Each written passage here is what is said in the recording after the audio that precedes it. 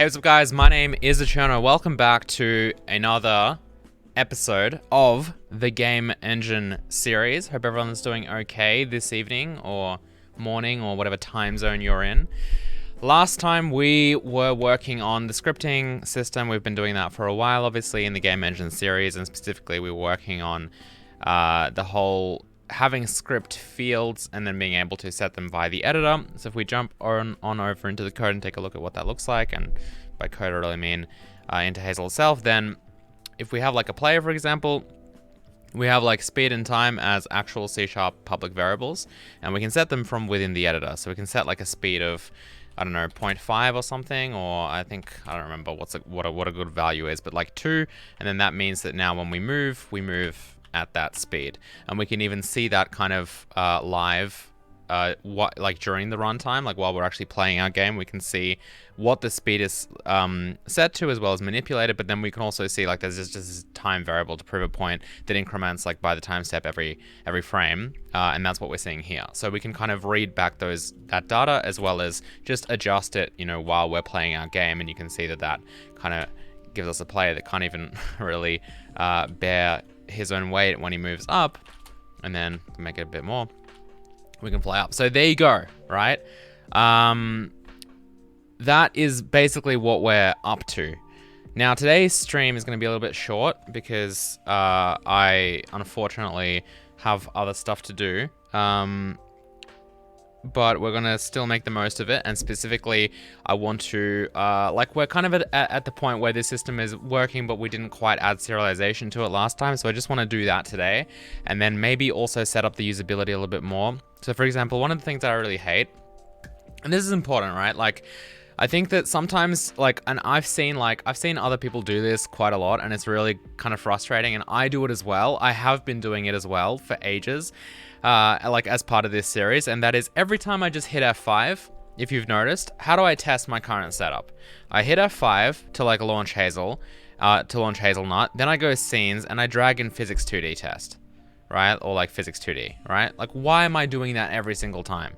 Why doesn't Hazelnut just open with this scene already loaded? Wouldn't that make it so much faster? And the answer is yes. And it's easy to fall into this trap where you just do not care. You get into this like automatic cycle of just like F5, and then go scenes and physics 2D, drag that in, and then we're good, right? It's easy to kind of mindlessly do that and not really consider the time that you're wasting. It's very, very nice to just have your program open to the point that you're interested in testing. Like, that's really important. And there's so many ways to accomplish that for more complex scenarios. Like, you could go as far as even to take like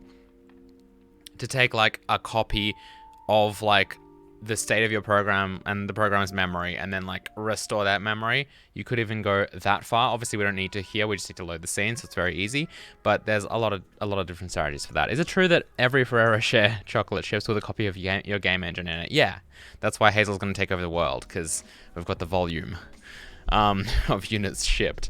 In fact, I think every Ferrero Rocher probably has several copies of Hazel in it, which is very, very advantageous. That's why they're so good. Okay, so first step, how do we make it so that Hazelnut opens up with the right thing? Well, we have our command line arguments here, and then we create Hazelnut, and then that pushes like this editor layer in. So what I really want to do, an editor layer at the moment doesn't actually open. Oh, sorry, it looks at the command line arguments, and if they're set, that's the scene that it deserializes, right? So I didn't know if we had already done this or not. But the fact that we have this is great, because it means that it's as simple as just going into like debugging inside here for like all configurations and just pointing it to our scene. So that would be like sandbox project. Actually, no, that's within, wait, but we don't have projects. So what actually happens here? So do I just do sandbox project like slash what? Let's take a look. Sandbox project assets. No, but that's not where our scenes are. Wait, what? Where are our scenes? Oh, I just made this as a test, right? Huh. So it's just in assets. So it's just asset scenes. Okay, yeah, because we don't have projects yet. All right, I forgot about that. So it's just assets, scenes, and then what was it? Physics 2D.scene or something. Is that even what it is? Or .hazel or something? Assets, scenes. Yeah, physics 2D.hazel. All right, cool. Right. Something we should have done a long time ago, and now you can see it opens beautifully. All I have to do is hit F5, and I'm back here immediately debugging, right? And immediately crashing, apparently. Because there's probably a bug with something here. Because that wasn't happening earlier until I tried using this. So, oh, I think I know what it is. I think it's because this doesn't actually go through the open scene function, which probably does some important things as far as scripting is concerned. Or maybe not. Who knows?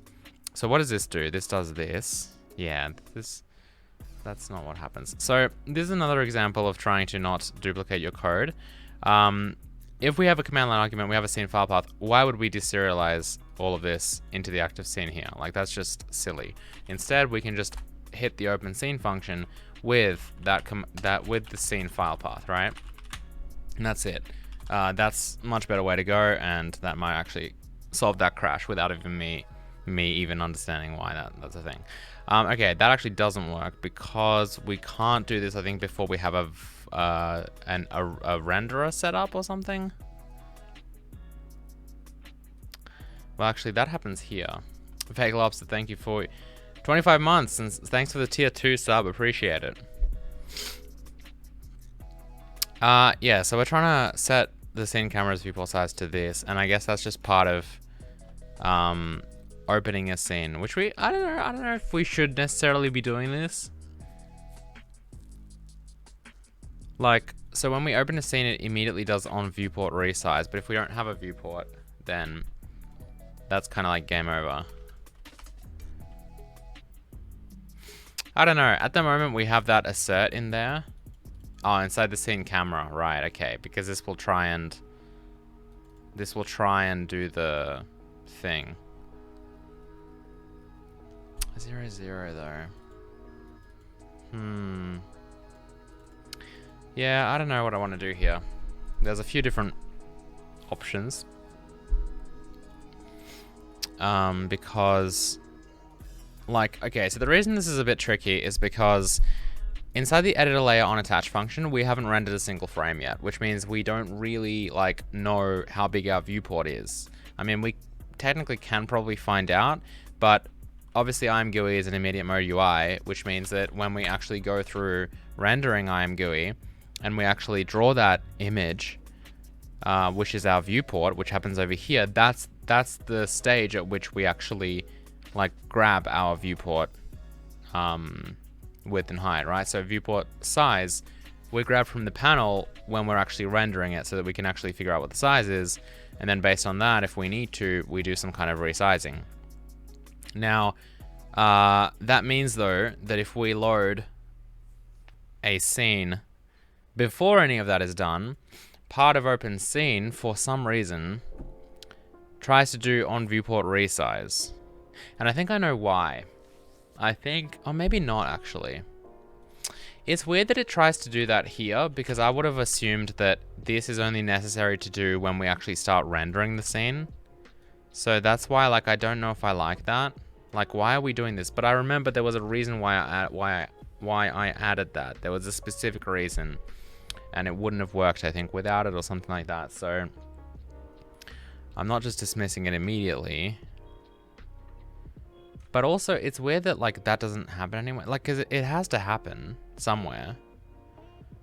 It seems like we're only doing it in open scene, which is ridiculous. Because what happens if we actually resize the viewport? Like, clearly that gets handled somehow. On viewport resize. Or does that get called from some other function? No, that would be weird.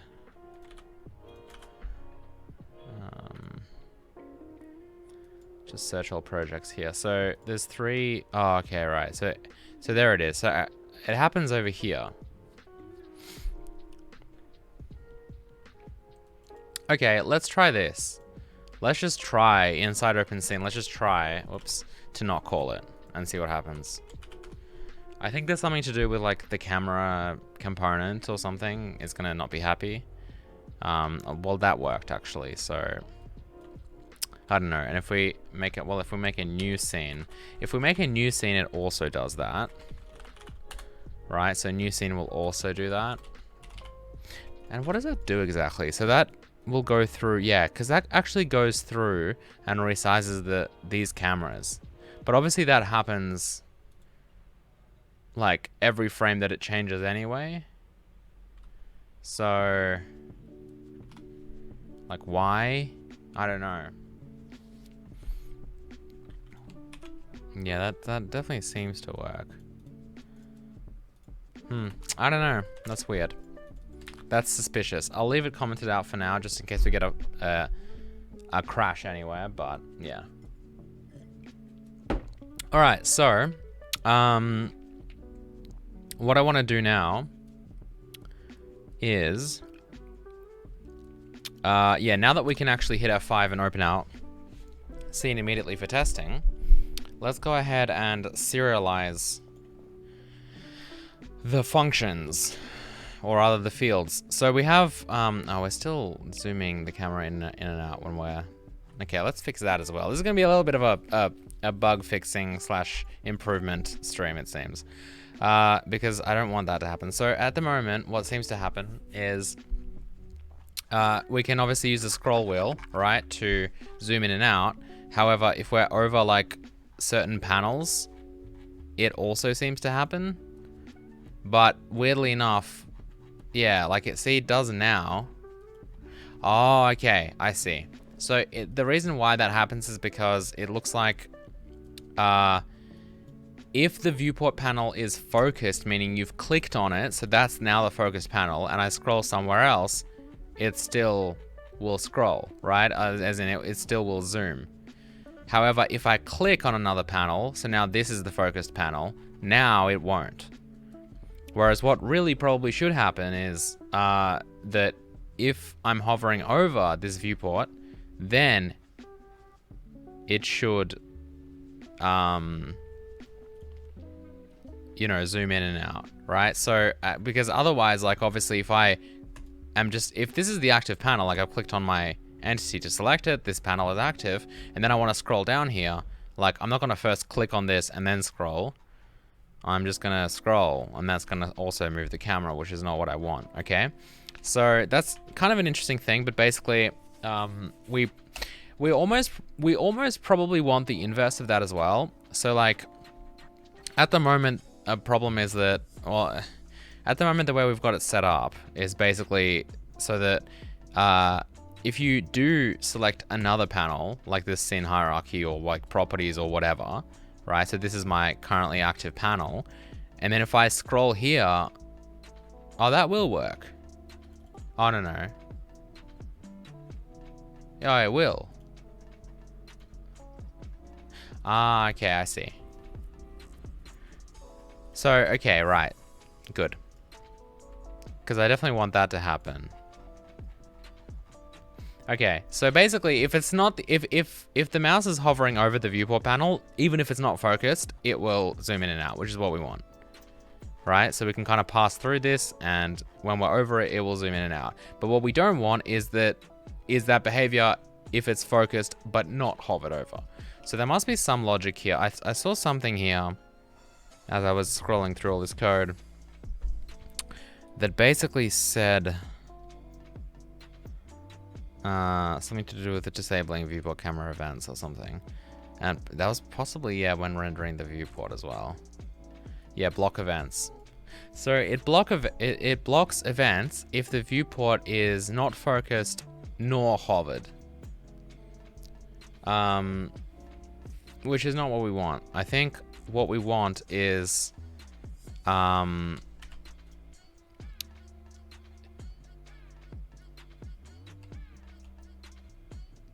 yeah, basically, I guess just that. Because we don't care if it's focused or not. The main thing is it hovered? Oh, maybe there was a reason to do with keyboard input. Because if your mouse is hovering over, I think it depends on the event, actually. Right? Because now you can see it won't. I can select this, and then I can scroll here, and it won't work. But I think something to do with events. But that's only events. That's not like input actually. So that if we did have like WASD camera or something, that wouldn't be a problem. I don't know. Weird. Anyway, that's a little fix, I think. Not sure why we didn't just set it to that in the beginning though. But now if we zoom in and out, you can see that no, that seems to work good. Even though this is the active panel, if I'm not over this window or this panel, it's not going to zoom in and out, which is good. Okay, so let's talk about serializing script fields. Because at the moment, the big problem that we have is that if we click on, like, say, player, and we set the speed to 2, then everything's great. We can hit play. He plays with like a speed of 2. Everything's lovely. I hit Control S, but then I restart the application, and my speed's back down to 0. Right? Because we're not saving any of these. So how do we save it?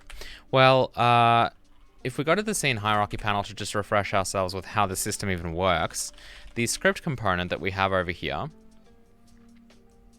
can access all of the fields fairly easily, right? By just going through the fields. So we actually ask, well, that's actually if it's running, so let's not look at that. Let's look at this. So if the script class exists, we do it, otherwise we don't. But if the script class does exist, then we can just basically ask the script engine for a script field map. And that contains all of the existing fields, and then we can basically access them by just iterating through the map. So this is kind of what we want to do, right? If we just copy this, and this is asking the class, not the instance, so this has nothing to do with kind of the runtime. But basically, if we just copy this, let's go ahead and go into the scene serializer, and we'll search for script component. And here we go, we're serializing the class name. So now over here, let's also serialize the fields. Now you don't have to do this as part of the script component, because obviously, like, this isn't actually even stored as part of the script component. These fields are actually stored in the script engine. So you could serialize them elsewhere. You could make like a little script field map or something. But I think for me, it makes sense to just serialize them as part of this.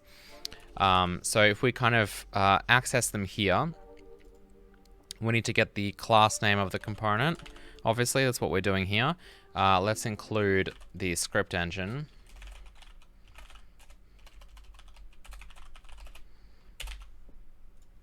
And now we can iterate through them. And this is obviously just going to be a normal map. So we'll begin another YAML map. Let's end it. Except this one's going to be our script fields, I'll call them.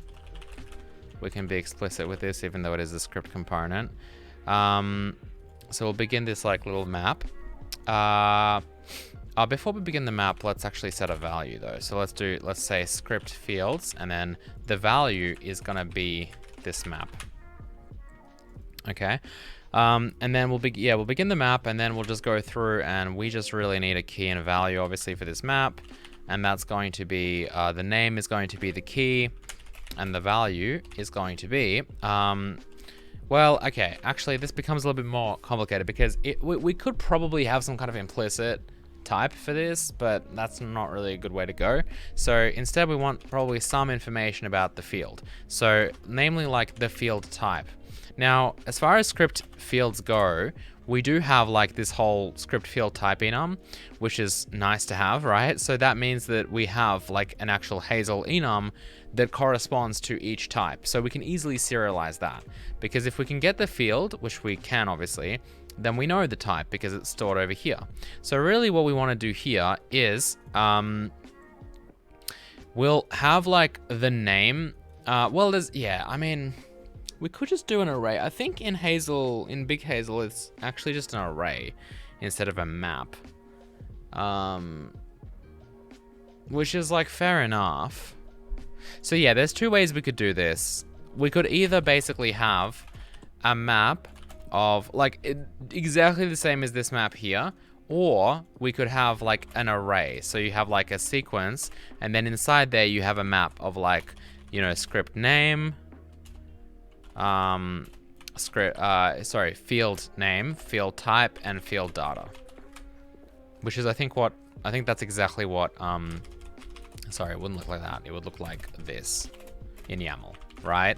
And then you just have an array of these basically. Or you could have a map where you basically have like the name, and then that maps to a map of type and data, right? But then this is actually like the field name. And then type, you know, would be like int, or data would be like 5, right? So you could do that, or you could have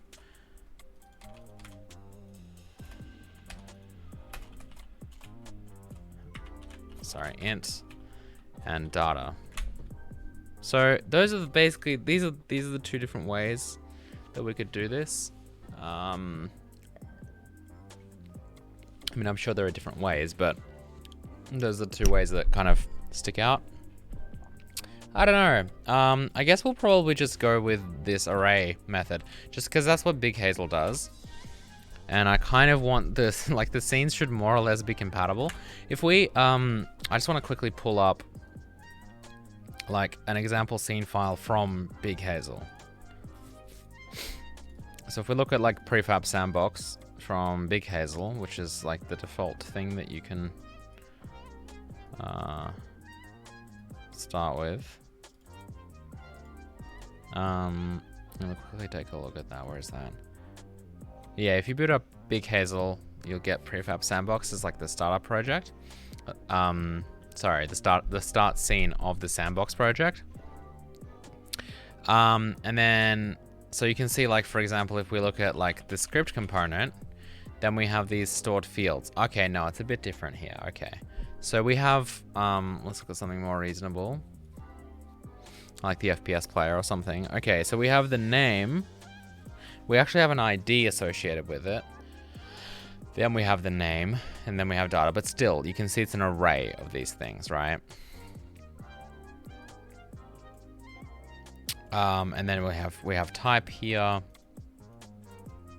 which, yeah, there's a few things wrong with this. I think I've talked a little bit about that here, but ultimately, like, I don't think we need this ID system. We can just start off with by having the name, the type, except we're not going to store the type as an int. We'll store the type as a string. And then we'll also have the data field, obviously, which will contain like either like a float if it's a float, or an int if it's an int, and that kind of thing. But so yeah, I think we'll stick with the arrays, but we'll just minus the ID basically. And that should be pretty good. Okay, cool. So we'll do it this way. So that means that since we're doing arrays, and this is kind of what it will look like, I'll cut out most of this, but I'll leave an example. We'll still have our map. Will we have our map? No. So the map's going to be per field now. Right, so each one of these is a map, but it's inside an array. And an array is going to be, I think we'll just do out YAML, what is it, sequence or something, begin sequence, that's it.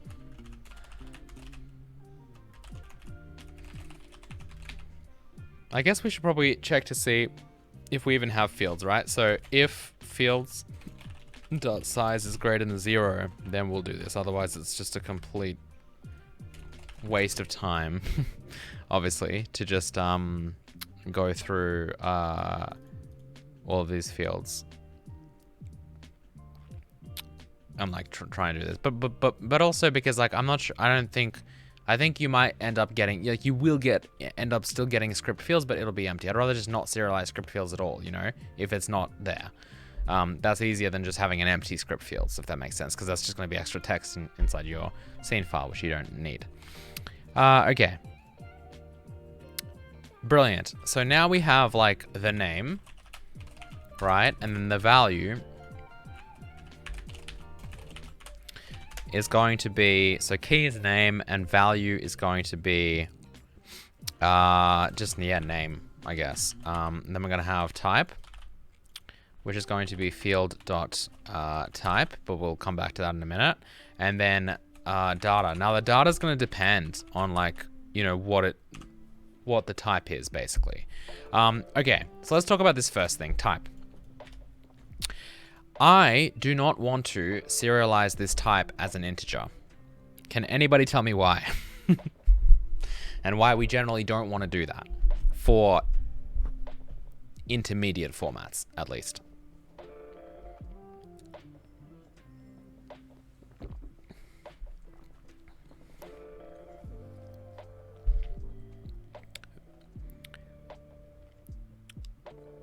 Okay, excellent. So vague lobster and squirrel are basically the two, and I guess binary breakpoint as well. Those are basically the reasons that I thought of, right? So first of all, yes, it is harder to read.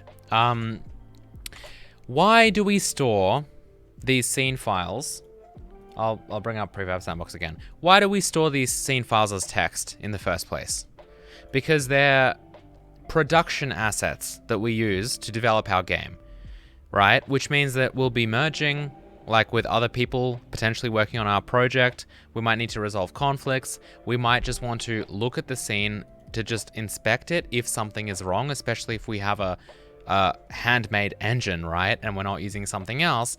The engine itself is in development, so, which means that it's not immune from like bugs and mistakes, obviously, right? But also, so in other words, we might want to actually inspect the format to make sure, why is this not working? We might want to manually fix it. We might even want to manually rewire something, right? So maybe this class handle is wrong. We want to point it to something else. We can do that all because it's stored in text, right? We don't rely on Hazel or anything else because we want to be able to deal with this during the development of our game. We want to be able to have it in a human readable format. The only downside ever really to having it, the only downside ever to having it in a human readable format such as text is that it's not in a very good computer readable format, which basically results in negative performance implications, right? So it's obviously going to be slower for the computer to read this file, but that's usually not a problem for development, right? When you ship your game, you want it to load quickly, but when you ship your game, the engine will package it into presumably a binary format that is optimized for just like load this into memory and go, right? That's what will happen with it. So those of you who think it's going to remain as text forever, for larger scenes, like you will probably start noticing the performance problems of parsing a lot of YAML and dealing with that. However, if you're loading a scene, like, pretend you're loading a scene in Unreal Engine, that's not really something where you're like, oh man, that's not quick enough. Like, maybe you would want it to be faster for your actual workflow, but the point is when you're making a game engine and when you're making a game, usually the primary consideration is the customer, right? The user, the player of your game. And obviously this is not going to impact them at all because it simply won't be in this format by the time you actually ship your game, right? But for development, we specifically choose YAML or any really text format, right? So that we can just read it because it's just so much easier to deal with. But like, it's not only that, like a really big consideration that a lot of people might not realize unless they actually work in a team is like conflict resolution, right? So if two people are working on a scene and they both push changes, but they've edited different entities, could you imagine trying to merge that if you had a binary file? You'd have to write a tool for that, right? I mean, I'm sure that like if it's like Unity, maybe they have their own merging tool or something like that. I know Unity also uses YAML for scene files, for their kind of raw scene file format. But like, as an example, like sure, if it's given to you, maybe you can do that. But in general, like another really big consideration is don't try and give yourself extra work. If there are external tools that can do what you need, use them. As a game engine developer, that's such an important consideration. As a small game engine developer, I'll say that, right? Because if you're working solo or if you're in a small team and, you're developing an engine, then you could write a custom binary format and then an entire merge conflict resolution tool to deal with that, or you could just keep it in text and then just use Git and like various other merging tools, right, to do all of that for you. So that's another prime example. Like OBJ ASCII as binary. Well, I mean with model file formats, like you know, they all basically support ASCII. So like FBX can go to ASCII, not through Blender, I think, unfortunately. But FBX can be ASCII, GLTF can be ASCII, it's just JSON, right? But they do have a GLB format. But again, like, they're a bit different. Like, I would say model formats are a bit different because they're all technically intermediate formats. You usually don't ship, you know, FBX files or GLTF files, right? GLTF is an intermediate model format. You're expected, well, for a game engine and for a game, usually you would take the data you need from the GLTF file and then package it in your own model format that's suited to your engine, so that you can just, instead of, you know, loading the JSON and then loading all of the other things and then arranging them into a vertex buffer and then, you know, pushing that and sorting out the submeshes and the scene hierarchy and like within the model file, like, why do all of that? You know, if you can just have it in your format where you literally just read the bytes and immediately either fill CPU side or even GPU side data structures, right? So CPU side data structures might be like a flattened node hierarchy for rendering with all of the local and world transforms figured out. And then, you know, a GPU side thing might be like a vertex buffer and index buffer that's already in the right format, stream it in from disk directly to the GPU, done, right? So model formats are a different ballgame because they're all kind of intermediate. But like, yeah, my point with this is that we're getting a little bit too deep into this, but my point is, good discussion stream though. But the point is, yeah, like, we want it to be human readable. Now, of course, we can't always like make it human readable. So like, the biggest thing that's not readable, if I look at this, is these asset handles. But there's a reason for that. It's because this does actually represent like, well, this isn't an asset handle, this is an NTID, but you know, there has to be some kind of, like, it can't just all be like by name, because for example, names might not be unique, so that doesn't make sense, right? But and we can just, you know, control F and kind of find this entity reasonably easy. So we know that, for example, this lighting entity, this entity is called lighting. It has a child, which is this, which is called directional light, right? So that kind of makes sense, and we can kind of go in, you know, and debug these things. But that is one of the reasons why serializing these as integers just doesn't make sense, because it would make a lot more sense if this said type float, right?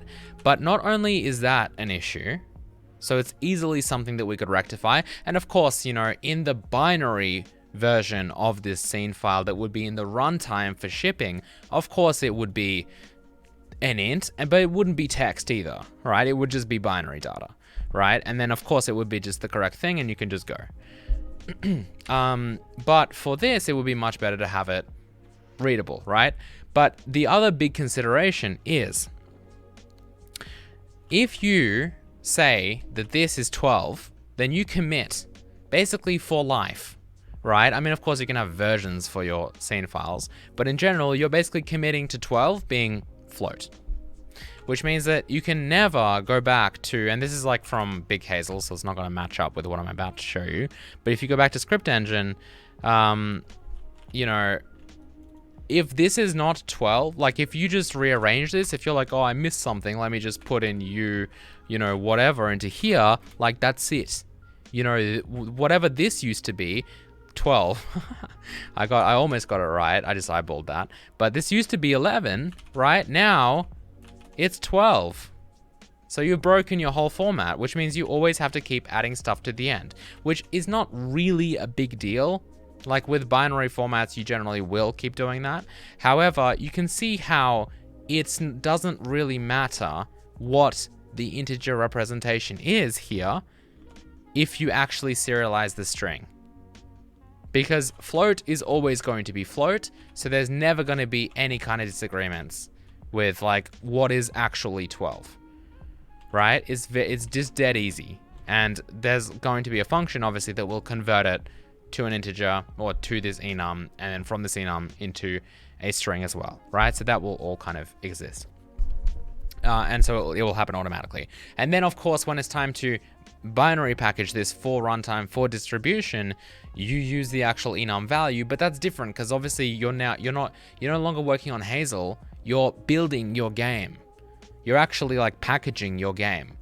And so, of course, that's going to agree because at the time of packaging, you know, once you build your game and ship it, that's it. It's not like it's going to change. Like Hazel internally is not going to change later, right? I mean, of course, you could patch the engine and release like an update or something, and maybe that would break the data files. But if that happens, maybe you rebuild, you repackage the whole game, and then only ship the parts that change via some kind of patching tool or binary diff or something like that, just so you can patch in the areas of whatever that have changed potentially, something like that, right? But that's obviously kind of a different scenario. Okay, so that is why we generally want to serialize this stuff as strings and not as like just numbers and integers. Even though in Big Hazel at the moment we do. So Peter, if you're still here, as part of your change, go ahead and change as part of your current script engine work. Change these to be, you know, strings, and obviously we'll have to have backwards compatibility for that.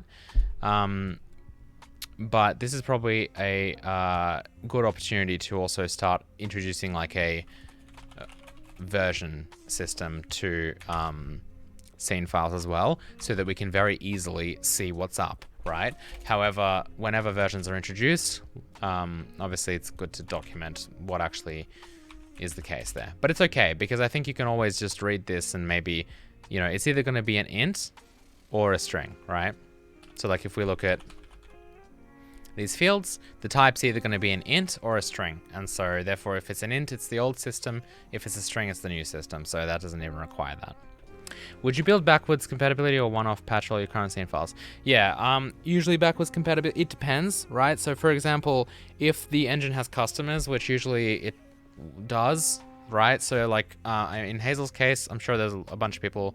I don't think there's a lot of people using Hazel 2D because it's not that capable, but there's a bunch of people using Hazel 3D.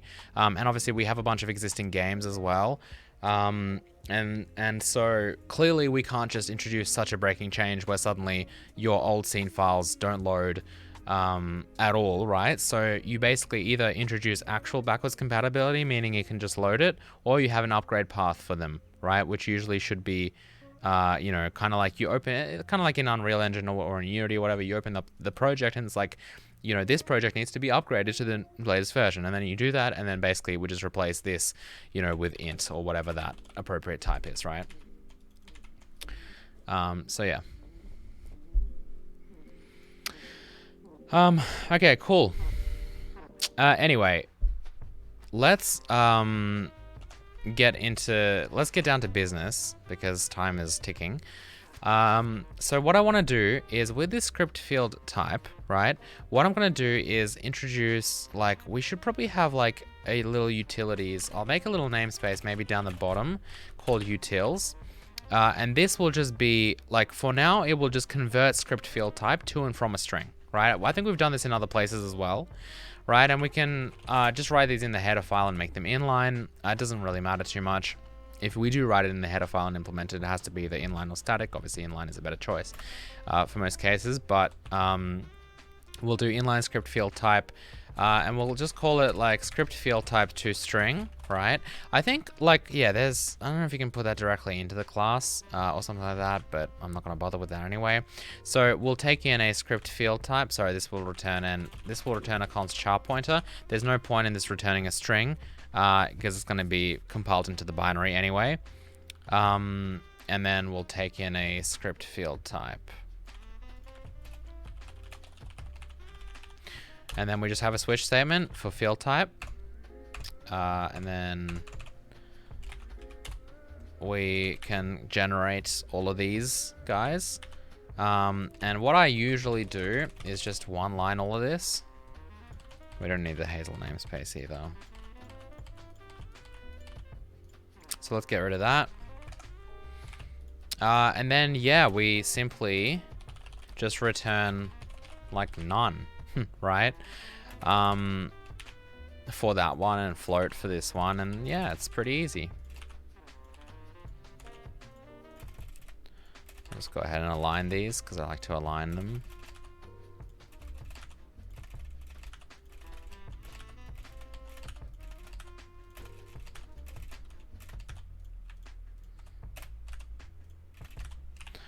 And that's it. And then just copy town.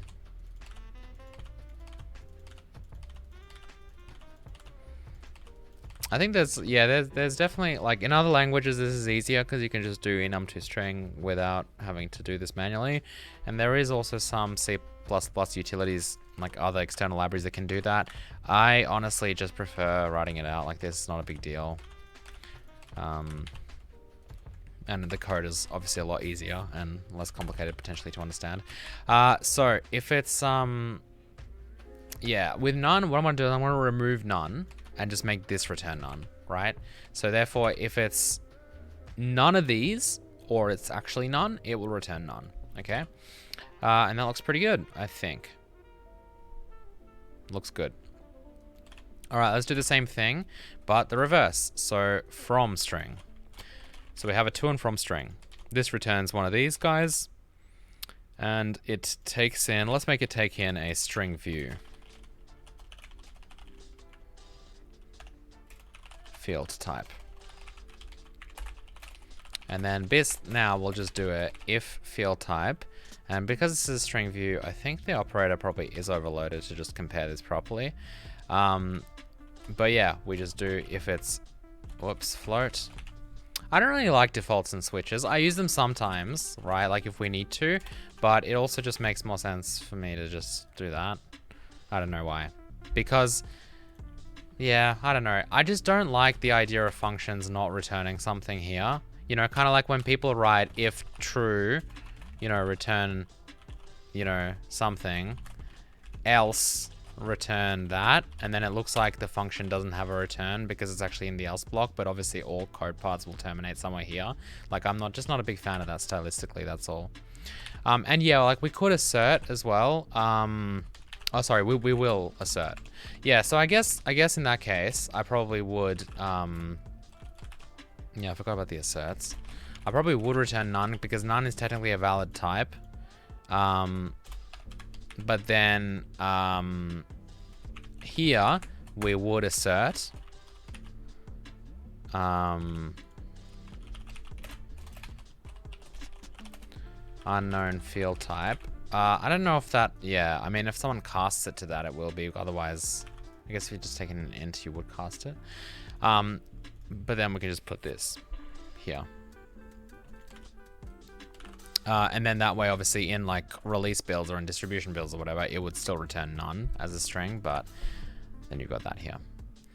And yeah, like you could have a default block that does essentially the same thing, but yeah, I just like this more. And actually, it's one less line of code, I guess, because you don't have default there, which takes up a line. So yeah, but you know, either way is fine. Okay, so return floaty float. Okay, so at this stage we'll just grab this. Okay, that's escalated. Let's set it up this way instead.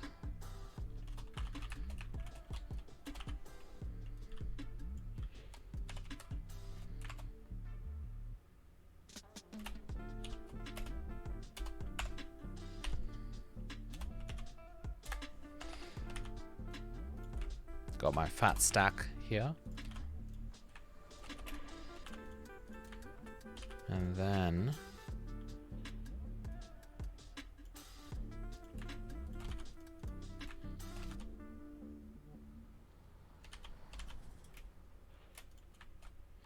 no Visual Studio.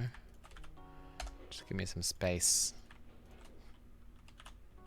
Alright, so let's replace that with that. I'm having some fun here.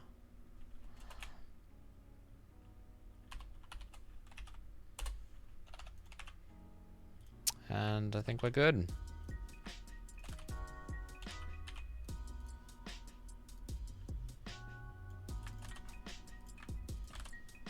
All right. Oh no. I didn't have that selected, did I? Or does it just select? Does it not know the difference? No, it does.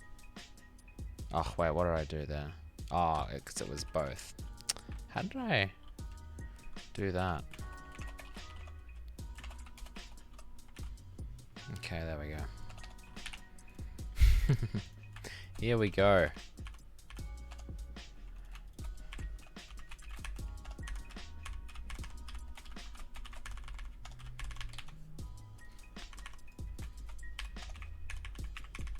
Beautiful. Okay, and then similarly, what? I didn't select this, bro. Oh my goodness, it did it in the whole file. RIP.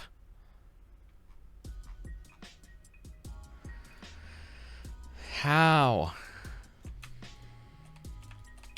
I must have done it not in selection at one point. That's funny. Yeah, F indeed.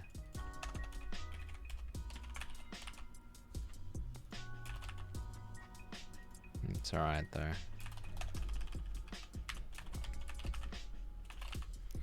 Not too much harm done. I can't believe that happened though.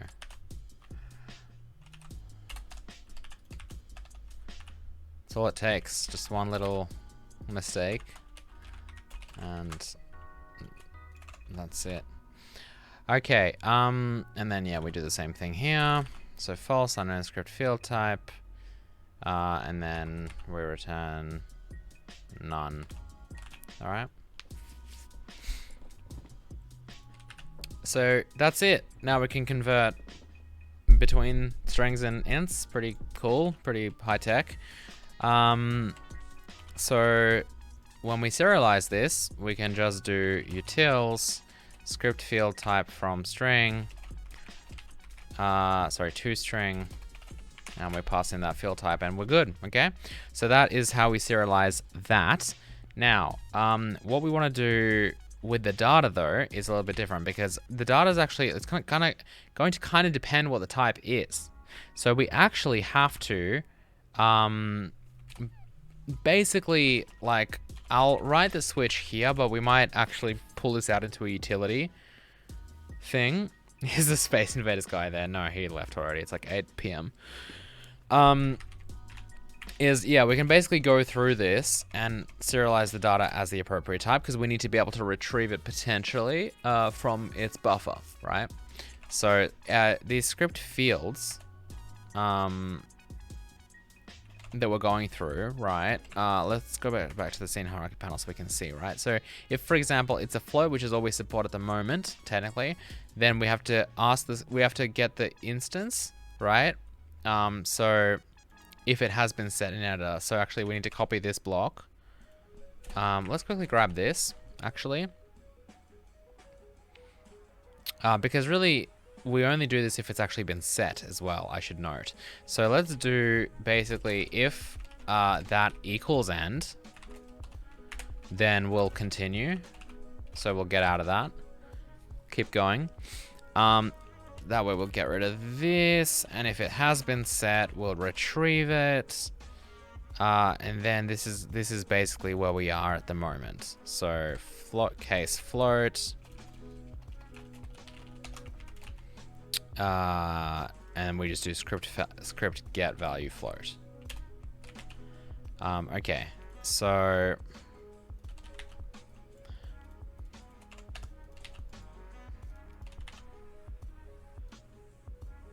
yeah, we don't need that. And that's basically what we serialize. So we can do data. And then, whoops, out value, and then out float. Okay. If it's a float, and that's what we get. And yeah, and we can kind of retrieve this, as any, yeah, and then we just, I guess we just go through this, right, for every type. So if it's an int, then it's an int. Now, you probably could, like, macroify this a little bit. I don't know if that's a good idea or not, because it will make it harder to debug. Like, can't really set breakpoints and go through that. But of course you could make like a little macro here.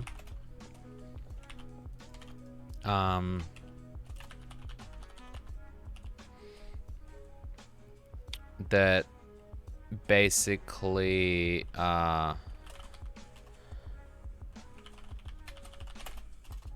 you know, field type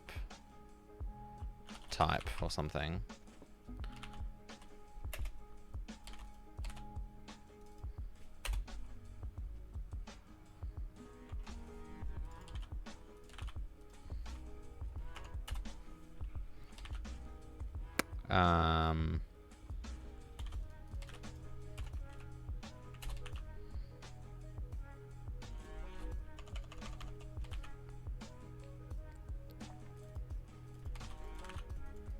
Something like that, I don't know. And then, I guess you could do that. And then you just need to do float, float, like that. Right? And then that's kind of nice, I guess, in a way, because you can just do all the types really easily. So that's like a thing. I don't know if I like that though, because as I mentioned, it's kind of harder to debug. And if you wanted to, you could undef it, because field type's kind of generic. But yeah, the nice thing about this is obviously that it's rather easy. It's a shame that this is like one character difference here, and it ruins everything. But whatever. Damn, I got a lot of types. Int I already did. After short, I guess. But yeah, I guess, I don't know, for this it might actually be better to do it this way, because there's a lot of types. Oh, entity I guess will be a bit different though. So vector 4 is like GLM vec 4, vec 3, vec 2. Yeah, so these actually are different, so it's not always one character difference. And also ulong, for example, would be uint 64t, uint 32t, uint 16t, uint 8t, int 64t, int, well, I guess you could do int 32t if you wanted to, int 16t, byte. Is byte unsigned? Ubyte? But there's ubyte, so I don't know. Char, I guess char, bool, float, and double.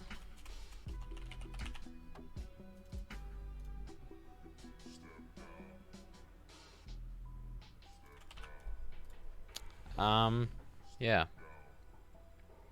Why not keep the int as a regular int? Doesn't matter. I just want to blend in with this, I guess. But there's no, yeah, there's no reason. And this entity is actually going to be technically a uint64t because it'll be an asset handle, or like, sorry, well, yeah, a UUID, right? But yeah, so actually we'll leave it as UUID, I think. Okay, cool. And that's our little macro. We could probably bring this up somewhere else. I'm not going to do the undef or anything. Let's pop it in here.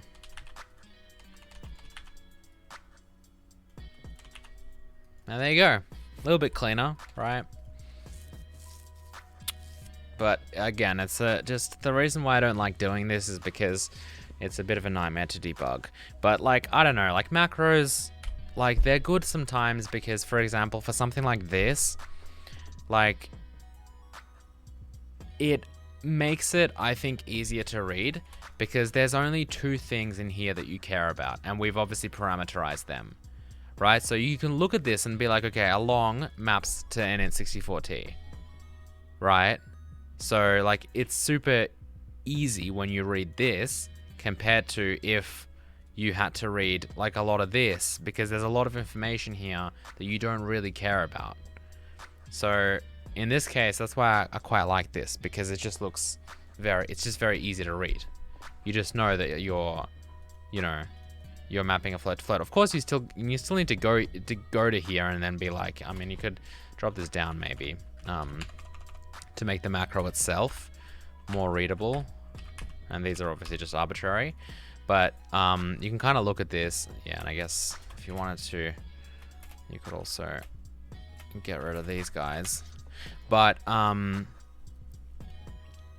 yeah, you can kind of look at this and just be like, okay, well, we're looking at this field type, and then if it's this field type, we're getting value by this type, and that's it, right? And then once you've read that macro, you can kind of go back here and, okay, so if the field type is float, then we get the value as a C++ float data type, right? Done. So it should be fairly easy to understand, hopefully. And of course, if you wanted to, you could align it. We're spending a lot of time today just making code look kind of nice. Even though the Visual Studio is going to fight me with this stupid alignment. You put in one semicolon, it's going to ruin everything.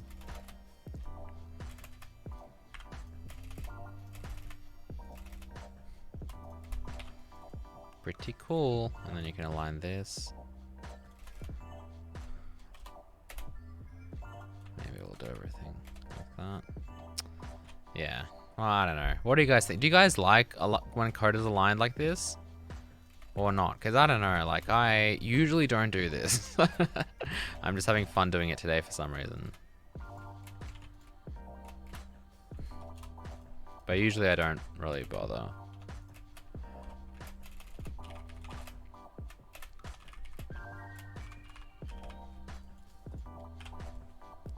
I don't like it, no. I love it. It makes it more readable. The internet in a nutshell. I prefer auto-formatted code. Sure. Question, do you use existing library with work with OpenGL, DirectX, and C#, or did you program your own handler? That's a question. Work with OpenGL, DirectX in C#. Well, I don't know if this is about Hazel, because Hazel is written in C++. We're using C# for scripting. So I use C++ when it comes to OpenGL and DirectX and Vulkan. Okay, well, whatever. I'll leave it as that, just for you stream, because I think most people maybe like it. By a thin margin. I mean, we could do a poll and figure out. I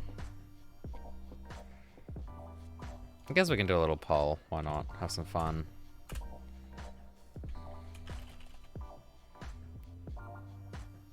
Do you make code pretty? Do you like to make code pretty by aligning it?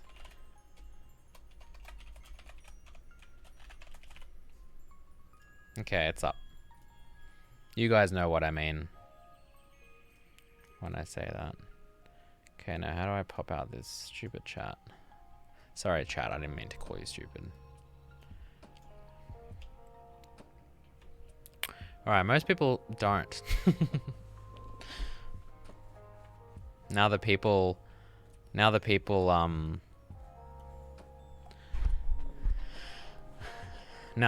who wanted me to do the poll are regretting it. I mean, to be honest though, technically, no, well, for me it's very, maybe yes and no was a little bit too, oh, yes is making a bit of a comeback. For me it's very like, yeah, exactly, define aligning, maybe, but like, it's very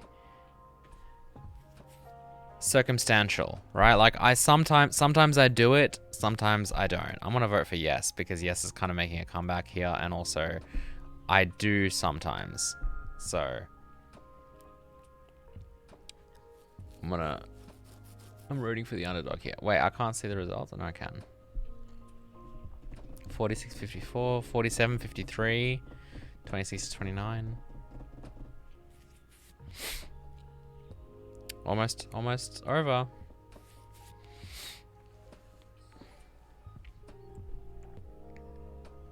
Try literal, thank you for the sub.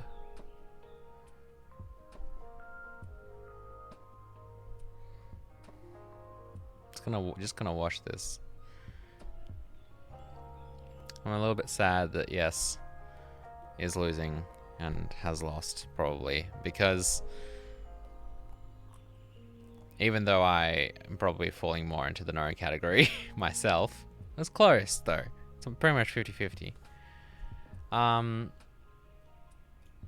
Because yeah, like for me, like I would never do anything like this really, but part of me does fall into the yes category because like I do stuff like this all the time, right? So see, this is aligned and this is aligned, right? That's natural. I didn't do that for you, stream. I did that for me. So yeah, I guess I do it. However, yeah, like the stuff that is inside here, like I would never do this. So yeah. Okay, cool. So, that should now serialize all of our field types, hopefully, right? And we can test this out if we just launch this up. Let's see what it does. It won't compile. Beautiful. That's probably because I, yeah, ruined everything when I did my find replace.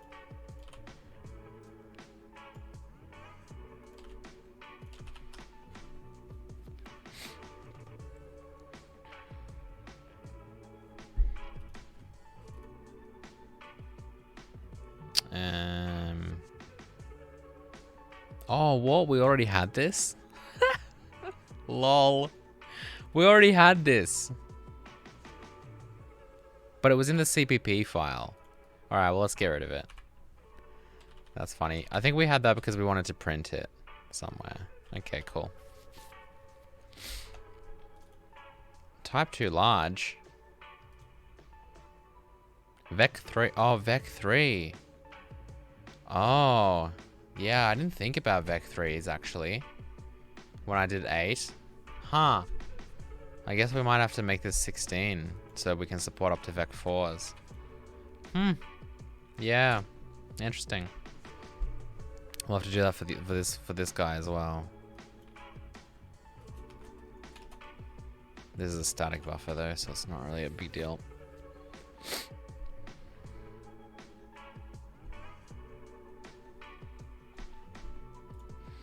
Okay, so yeah, so now if I set speed to 2 and then hit Control S, okay, we didn't crash, that's good news.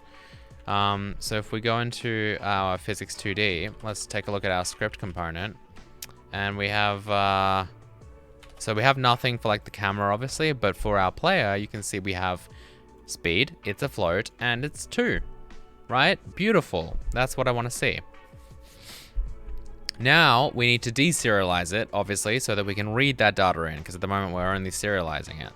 So if we go to the deserialization thing, I'm going to kind of bring them both up. By the way, a little hot tip for you guys, because a lot of people surprisingly don't know this. You can go window, new window, and it will bring up the same file again. And the reason why this is useful is you can like obviously look at different parts of the file if you're like me and you like large files. Because one of the like most frequent comments I got was, oh, what if you want to, you know, work on 2 different things at once? Like if it's in the same file, you can't look at it. Yes, you can. Okay, so relax. You can even break the file down this way as well. So here we go. Now I'm looking at the same file 4 times. But anyway, and you can keep going window, new window. So you can just fill all of your 15 monitors with the same file if you want to. Different parts of it, which might be useful. Okay, but yeah, you can see that if I type here, it also appears here because I've got the same file open. Cool. All right, nice. So the reason why I've done this is because I want to refer to my serialization code, which I'll leave over here. Yeah, they automatically sync. It's like the same viewport. It's like a different viewport into the same scene, if you will. The reason why I've done this is because I want to look at the script component like here, right, to see how I'm serializing it, and then work on the actual deserializing of it, right, which is what I'm going to do over here. So it's pretty useful. and no need to make two separate files called scene serializer and scene deserializer to achieve this. Okay, so we read in the script component over here. I'm gonna try not to zoom in too much because otherwise I won't see everything. So here's the class name, and so what we want to do at this point is we want to see if this node actually exists. So auto script fields equals that, but we serialized it as script fields, right? And then so we can say if script fields. Because remember, if we don't have any, right, or if if the fields are, you know, 0, if there's no fields, then we won't even serialize this at all. And obviously for backwards compatibility, we need to check to see if that exists or not, because it's not guaranteed to, obviously. So we have to first check that, and then what do we have at that point? We have a sequence, right? So we have our array. So we basically need to loop through this array, which I'm gonna be honest with you, I don't remember how to do. I think we can just use it as an iterator though. So for auto, maybe script field in fields, is it gonna let us do that? I think so. And then within this, we obviously have name, type, and data. So script field name dot as std string. So that is going to be our field name. And then we're going to have our type, which we're going to read in as a string, right? However, and we can actually, we'll break this out. We'll say type string, and then we'll do script field type equals utils script field type from string, and then we'll pass in that type string over here. And then the name the name is the data, which is the last step of the puzzle. That we really don't know what to deserialize as because we need to read the type to figure that out. Okay, so we're going to have a similar situation here, right? However, we're going to want to store this data anyway inside I guess the script field map, right, for a given entity. So let's go ahead and open this up. And then what is our entity? It should just be entity, right? Oh, that's the thing. What's our entity called? Because we make deserialized entity. Okay, good. So deserialized entity. And so what we're gonna do is for this guy,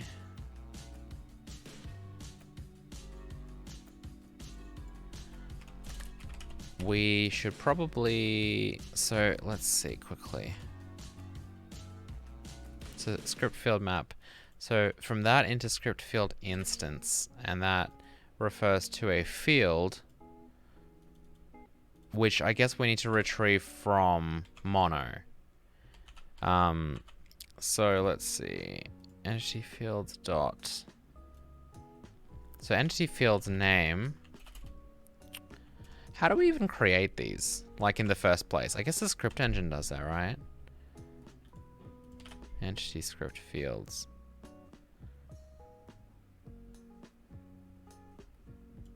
Actually, no, scene hierarchy panel will probably do something with that. Yeah, here it is. Okay. So this is kind of what we need to do.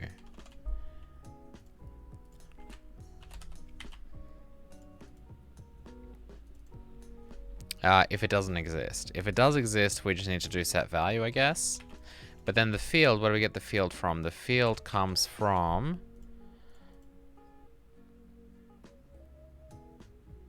entity class get fields. So we have to do this as well. So entity class get fields, and we have script component. We have the class name over here, so we can read this class name, sc.classname, that's what it is. So we can read that class name, and then we can get the fields from that, and then, but we'll go through our script fields, deserialize them, and then obviously we need to check to see if it exists, but ultimately it's just going to be like fields.at_name, right? Will give us that field, but we need to validate that for sure. And then based on that, our data we need to deserialize and set like this. So for example, if it's a script field type float, then we do this. We read it as a float because we know we serialize it as a float. And then we do set value, and of course it's a float, so it will set it like that to make sure we have brackets around this because we're going to use the variable name data a lot. And then field type should be this type that we use here. Okay, so that's kind of it. So of course we can also macroify this. I'm just gonna I just want to make sure this will work. I'm a little bit concerned about what will happen if the script engine doesn't really exist. I don't think the only thing we really need for this system at the moment is this field, right? Which we get from this entity class, which is a little bit unfortunate because, and we don't really need to know this. I don't think, because script field just has a type in the name, but the thing is it does have a mono class field. And we've also chosen to, like, this is just like a stack, a little stack object. It's not like there's not going to be a single instance of this script field, which potentially there should be because it's not a script field instance. It's an actual script field. If there was, then that may have been better because it means that we don't have to maintain a copy of this here. But what do we use that for even? Like, why does... Well, I guess a field instance needs to have a field so that it knows which mono field potentially to set. Yeah. I mean, let's test this out. Let's just run this and see what happens, because we're only deserializing floats, but that's all we have serialized anyway. So let's take a look. Oh, well, it loaded. Oh, it worked. Wow. I'm surprised. I'm very surprised that that worked, right? So we can just set like a speed of, let's just do 1.25, Control S, close, open, 1.25. Okay, so that actually worked. That's very flaky, I think. Okay, let's macroify this. So we'll cut this out. We'll go to our field type thing. We'll paste it in. So we'll do read script field and then write script field. I don't know why I did field type, but sure. So that's going to break our existing thing. Which is here, right? So write script field and then read script field. So let's go back up here. So what's this? What does this need? This needs, yeah, I guess the same thing, and that's it.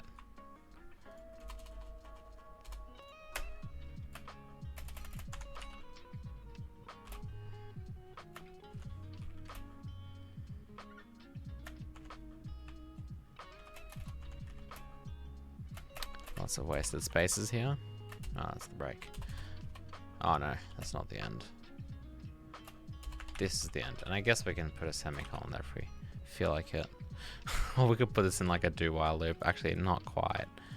Well, anyway. So field type is this guy, type is this guy. And that's it. So,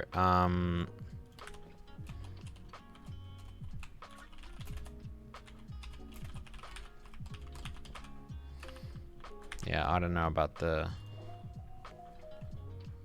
everything here. But yeah, because it's the same, it probably would be better for us just to do that. And then make this read. That's it. Oh no, our beautiful highlighting. Indentation that I definitely care about. Okay, so why are these a problem? GLM to float.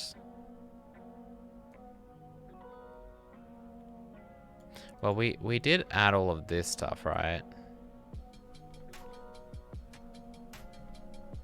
So it should be able to deserialize that. Oh, sorry, my bad. I forgot. This float data should be type data. Okay, good. That's it. So let's hit F5, make sure that works. Use of undefined type. So let's see where that's coming from. I think it's probably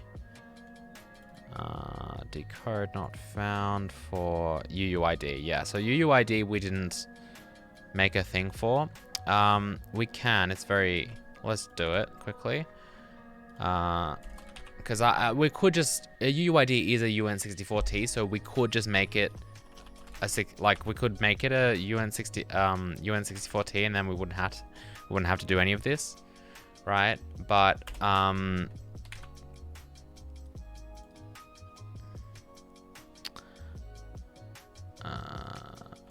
whatever. But it's, you know.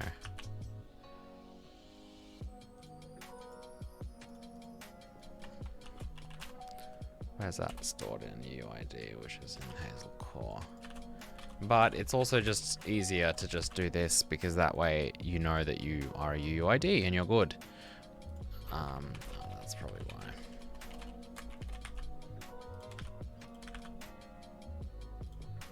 So, this is just a UN64T, so we can just cast that to that.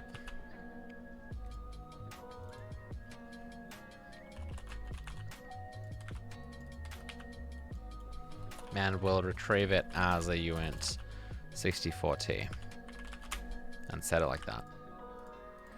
All right.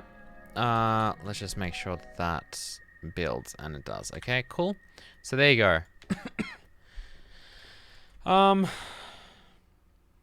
Yeah, let's hit F5.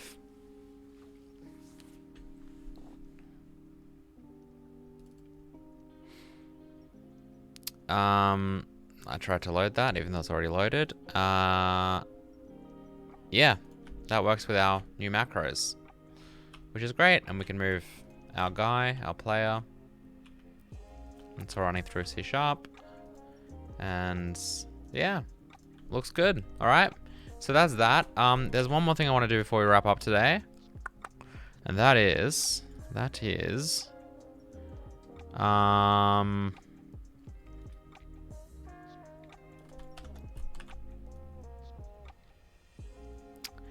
yeah, I don't like this at all, even though it works somehow, because,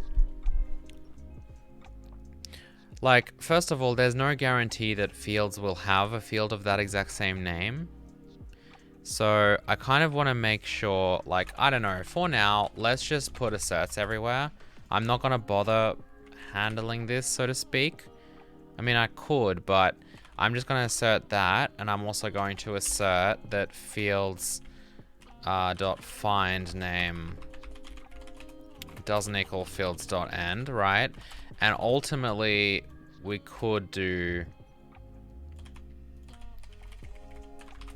a continue, just so that we don't crash, right? So we'll assert it because it should exist, but in like release and dist or whatever, we can just be like, whatever, we won't load the field because the data seems to be not matching up or whatever. Because ultimately, like, you know, what I'm talking about here specifically is if we look at the scene file, right, we have obviously our speed variable. I could go in here and just be like, you know, lol, let's make another variable called lol. And yeah, hit F5, right? And that's going to crash the engine at this point. Like, it won't for us. Well, it shouldn't. It'll assert probably. Or it just won't. It apparently just won't load the scene. Really? Why did it not load the scene? Oh, okay. I think it's because I messed up the white space or whatever. Let's just look at the white space. Yeah. I used a tab. I think that's probably the issue. That looks better. Yeah, so here we go. So this is what happens now. So what happened to my white space?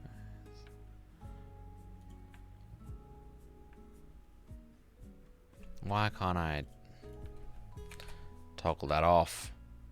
You piece of garbage. Alright, there we go. So if we run this, we get a little crash over here. Well, it's not a crash, sorry, it's an assert. Because field's name, so lol doesn't exist, right? But because we have this little thing here, if we hit F5, we'll be fine, right? And we can continue running, okay? So it's a little assert because it's like kind of like, I'm not sure what to do here. Maybe that is the appropriate thing though, because again, like the fact of the matter is, if you did have a variable here and then you go into the C# code and you remove it. So actually, here's a real world test, right? Let's go back to just having speed. So we don't get that assert anymore. But if I go into, let's open up Sandbox project, and let's open up, actually, where on earth did I make assets? Yeah, scripts. Let's open up the Sandbox solution.